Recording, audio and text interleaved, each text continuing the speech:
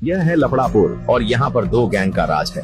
एक गैंग को शाका का पिता जगनू चलाता है जिसका नाम है खूनी पंजा, और दूसरी गैंग जिसे शबनम का पिता बशीरा चलाता है उसका नाम है मौत का मंजर। इन दोनों गैंगों में बहुत दुश्मनी रहती है और रोजाना उनकी गैंग वार होती रहती है, जिससे लफड़ापुर के लोग बहुत परेशान हो जाते हैं। सारे लोग जब इंस्पेक्टर गोरिल्ला से शिकायत करते हैं कि इन गैंगों ने हमारी जिंदगी मुश्किल कर दी है, तो गोरिल्ला सोचता है कि इनके खिलाफ कुछ करना चाहिए। वह सबसे पहले जगनू के पास आता है और उससे कहता है, तुम्हें अब यह दुश्मनी खत्म कर लेनी चाहिए। जगनू भी रोज की गैंग वॉर से तंग आ चुका था, तो वह मान जाता है और गोरिल्ला से कहता है, यह दुश्मनी कैसे खत्म होगी। गोरिल्ला कहता है, अब एक ही तरीका है, अगर तुम शाका की शादी शबनम से कर दो तो यह दुश्मनी रिश्तेदारी में बदल जाएगी और खत्म हो जाएगी। जगनू तैयार हो जाता है और जगनू के कहने पर शाका भी मान जाता है। जगनू बशीरा के पास जाता है और कहता है, यह रोज रोज की गैंग वॉर ठीक नहीं है, अब इस दुश्मनी को रिश्तेदारी में बदल दो।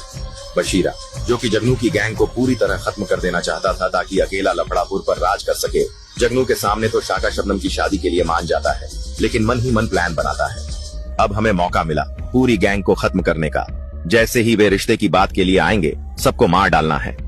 अगले दिन जब गोरिल्ला जगनू और बशीरा को एक जगह बुलाता है, तो जैसे ही जगनू और शाका वहां पहुंचते हैं, बशीरा के आदमी उन पर हमला कर देते हैं, जिसमें जगनू बुरी तरह घायल हो जाता है।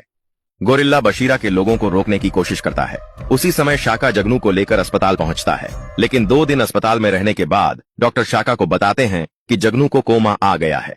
अब सवाल यह है, क्या शाका जगनू का बदला ले पाएगा या नहीं।